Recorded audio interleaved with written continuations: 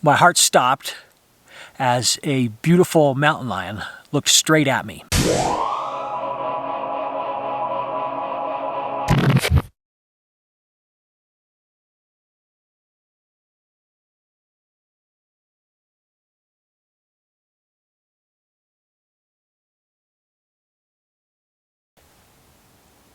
It's time. It's time for a new segment on my YouTube channel called Storytime with Steve. But anyway, I've been out this morning chasing elk around, and it's been really fun. I made some okay photos and some fun little video, but I've now been cruising around for a while and haven't really seen anything that's been I guess grabbing me and inspiring me to take its picture. So what I did is I pulled over here. I have to tell you what happened, when was it? 2 days ago. And as I was walking by my neighbor's house, she came out to say hello. She has a dog that loves to come play with my dogs. And she came out to say hello. And during the course of that conversation, she mentioned that her friend heard that there was a mountain lion on her property. Now, she knows I'm a wildlife photographer, so that's why she came out to say hello and tell me this. She mentioned that this friend of hers has a nice big piece of land and that somebody had seen a mountain lion on their property and that I should go check it out, right? So I talked to her about it, and she got in touch with her friend, who then granted me permission to go onto her property, which is super generous. It's a nice, big, beautiful piece of land, very private setting, and great wildlife habitat. But anyway, I was given permission to go down there and cruise around and look for this mountain lion, right? Well, mountain lions are like ghosts. I look for them all the time, and I'm trying to think of when the last time I photographed a wild mountain lion was. But it's been years. You got to get really lucky. It's really difficult to find wild mountain lions and photograph them. So anyway, I go about the rest of my walk and go back home, and I'm going about my day. And it's midday, like early afternoon or something, and I was like, oh, maybe I'll go scope out this property, because I've never been to that property, and I wanted to scope out, what the topography is like, what the trees are like, the foliage, and just kind of get a feel for the property of where wildlife might be and all that kind of stuff. So I go down to this property, and I decide I'm going to go for a walk. And so I've just recently 4 days before the story, I had just got this new lens, the Nikon 500mm PF 5.6. So this is a great lens so far. I've only had it less than a week, but very small and very light and just great to go hike around with. So that's what I did. So I just put this on a sling strap and went for a walk, not knowing where I was going, never having been there before, just to kind of scope it out, get a lay of the land. No expectations for seeing a mountain lion. It's the middle of the day, and mountain lions are like ghosts anyways, but certainly in the middle of the day, it'd be very unlikely to see a mountain lion. So I'm walking down through the property, just scoping it out, and I see a couple of animals, 3 animals moving through the tall grass. And I stopped there for a second, like literally a second, and first thing through my head was, man, those deer look really small. And then a half a second later, the first 2 of these creatures took off and disappeared like in an instant. There were trees just another 20 feet away from them as they were walking through this grass, and boom, they were gone. And then the last one in the train of 3 animals stopped and turned and looked at me. And my heart stopped as a beautiful mountain lion looked straight at me. And it's standing in this tall grass. And I know it's about to bolt to catch up with its 2 buddies. And I know I have literally no time to make this shot. And I have this camera on a sling strap, and so I whip it up, and I literally have 2 seconds. Click, click, click, and then it's gone. And in that 2 seconds, I had to focus on the animal in amongst all this tall grass. I know the autofocus system isn't going to be able to nail that, and so I have to get it up, do a quick manual focus on it, bang, bang, bang, bang. It turns and then leaves and disappears. Gone. So whatever settings I had in the camera were what I was going to get. There was no time for making any adjustments. I had to at least try a manual focus to see if I could nail it. My heart's racing. I'm like, oh my God, there's 3 mountain lions there. It was amazing. I was thrilled to have seen a wild mountain lion at pretty close range, and to just experience that and feel that presence of a wild mountain lion looking at you in the face, having an opportunity to make a photograph. It's like amazing feeling that just doesn't happen to very many people, and the people that it does happen to, it doesn't happen very often. You know, once the kind of the moment started to calm down a little bit, where I realized they had probably disappeared, I thought, oh God, I hope I got that thing in focus. I hadn't looked on, I hadn't chimped yet on the back of the screen, and oh God. So I had to like just hold my breath there and pull up a picture and zoom in on it and just hope that I managed to get that thing in focus. And with manual focus, I do it on occasion, but it's one of those things, for me, I kind of, with the adrenaline pumping and high pressure situation, I gave it myself like 50-50 whether I got it or not. And so I was absolutely thrilled that when I pulled up a picture on here, I was sharp as a tack. And I nailed the photo, and it is just a great feeling, sense of relief and excitement.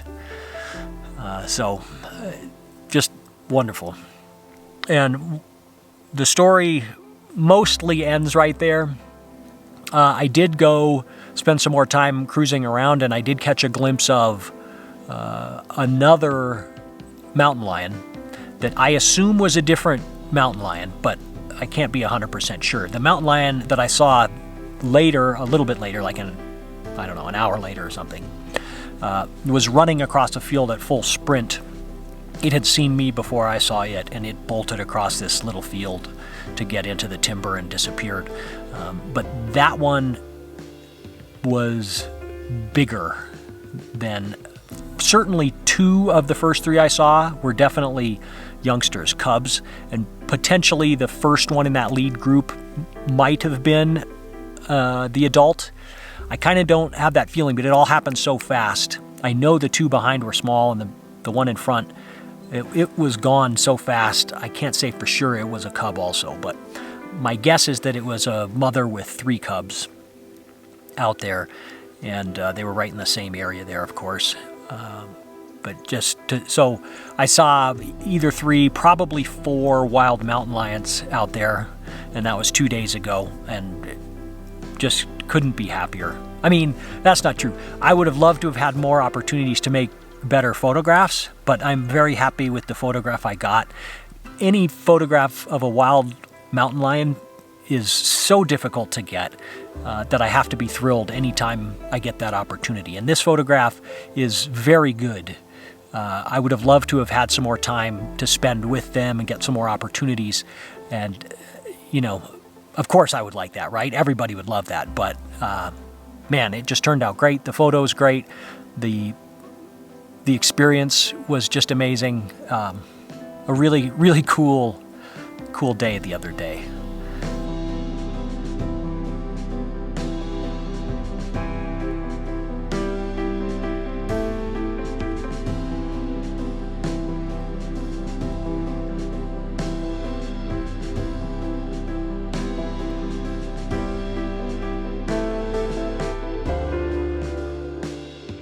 So with the end of that story, I'll give a couple of maybe lessons, or at least things to just think about, because I've thought about them in the past, and then when something like this happens, I think about them again. And the first thing that I'll mention is kind of woo-woo in a sense, of like paying attention to your gut and what the universe is trying to tell you and trying to steer you towards. You know, a kind of a serendipitous thing happened with the neighbor, just happened to see me walking by and happened to be on the phone with her friend who happened to hear about a mountain lion that might be on her property, and me happening to have that afternoon available to go out there and check that out, and having the, I guess, gut feeling to actually go do that.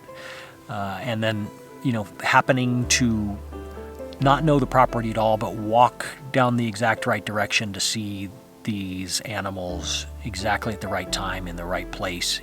All these things have to come together, and there is something woo-woo about that, and listening to your gut and allowing those things to happen, or making them happen, you know, taking the action and recognizing the situations. And they don't always pan out, but they do sometimes, and it's very bizarre when they do.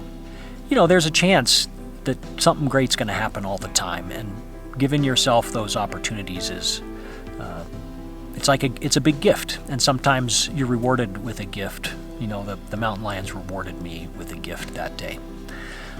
Part two is it's a little more concrete and tangible, and it's a little more of a photography lesson that is, you know, having the right gear, the right settings, the perfect everything is great when you can do that. And sometimes you have time to do that. And I'm an advocate of taking your time when making photographs, when you have the time to take your time. There's so many opportunities where you don't have the time to make things perfect. There's a saying that perfection is the enemy of great. So my interpretation of that saying is that trying to be perfect is going to prevent you from being great or being good enough. And in this situation, if I had tried to be perfect, if I had taken my time to adjust my exposure, to adjust my focus dead nuts perfect, to make sure my ISO was as low as possible to get the best image quality possible, to make sure it was perfectly composed, all those things, I would have missed the shot. I literally had 3 seconds. From the time I saw it, to the time I figured out it was a mountain lion, to the time I got my camera up to my eyeball and fired off a couple of frames, it was over. And if I was trying to be perfect there, I would have missed it, and I would have walked away with 0. So in this situation, and when I go out, I'm always set up. At least I try to be always set up. Sometimes I'm like everybody, I forget and I make a mistake. But that particular day, I went out with my D850 and one lens. Keep it light, keep it simple, move around in the woods. Just, you know, I was on a scouting mission, but I always bring a camera, of course. So in this case, when I went out, I just set my camera before I left the car. I set my camera up for kind of what would be a worst case scenario for me, which would be a quickly moving mountain lion in the shadows.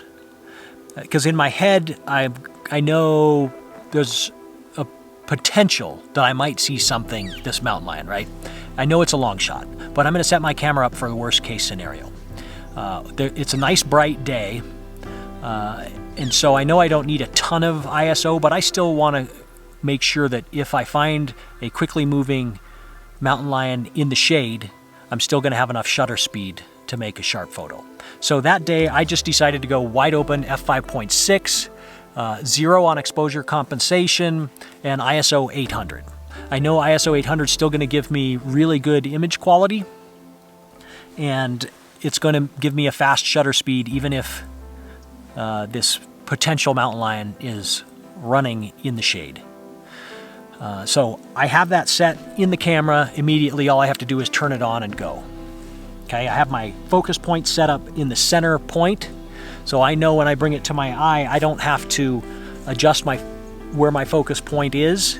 That's not always ideal for the best composition, but it's consistent and I know it's there. So I know if something happens like right now, I can just put it dead center in the frame, focus on it, and take a picture. And I know it's going to be close. It's not going to be perfectly framed. It's not going to be necessarily the absolute best image quality I can get because my ISO might be a little higher than the actual conditions would have allowed. You know, in this particular case, I could have shot that at ISO 100 and have a totally noise-free image because it was nice and bright out.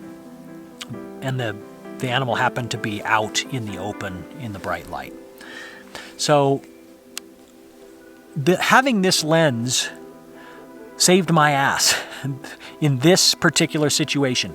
And I just got lucky because I brought this lens versus making another choice. Of course, it's an educated decision in that I figure I'm not gonna, if I see a mountain lion, it's gonna be pretty far away. I didn't want to bring my 600 and the tripod. It was a scouting mission. I didn't know if there was even an animal there, so I wanted to travel light. If I had brought the 600 on a tripod, I would have missed the shot because by the time I got the tripod off my shoulder, spread the legs out, set it down, unlocked the Wimberley head, and then got it, those animals were gone. So that was lucky / good decision / whatever that I brought this rig that day. Similarly, another camera that I would have considered bringing, another lens, would be the Nikon 200 to 500. And this would have been an excellent choice for going on that hike that day. This was a new lens. The 500 PF was a new lens, small and light. I was like, I'm taking the new lens out. Slap that on a strap and go. If I had brought this one, I would say I would have missed the shot with this one for 2 reasons. Same thing, I would have had it on a sling strap and I would have got it up to here really quick. But when it rides on the sling strap, it's like this. And on this lens in particular, to zoom to 500, it takes more than one. It's not just a single twist. I mean, you can do it in a single twist, but everything has to be right. It's a get it to your eye, boom, those cats are gone by the time I get that thing extended. Then on top of that, I then have to rebalance myself to get back here to the focus ring because this thing's in tall grass and I have to manually focus. So the quickest I could do this would be, oh shit, there's the mountain lion. Up, manual focus, bang. Well, those things are gone already.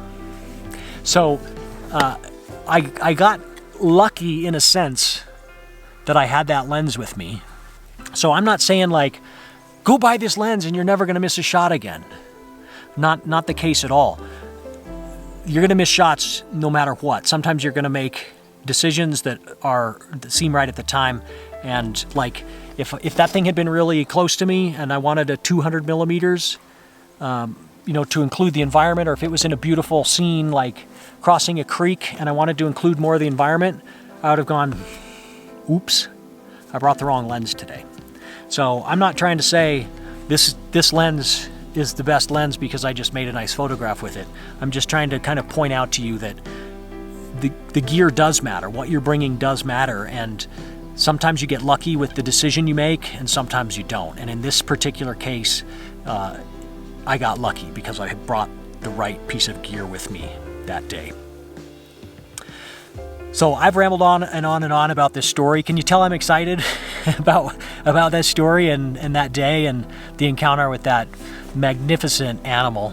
A really cool experience, and I kind of wanted to share a couple of little lessons with you guys that hopefully might help you guys to get the shot someday, when you have an opportunity, to make sure that you maximize that opportunity and that you get lucky too. Because we all need luck out here for sure in wildlife photography. So take care, have a good day, and I'll see you in the next video. Bye.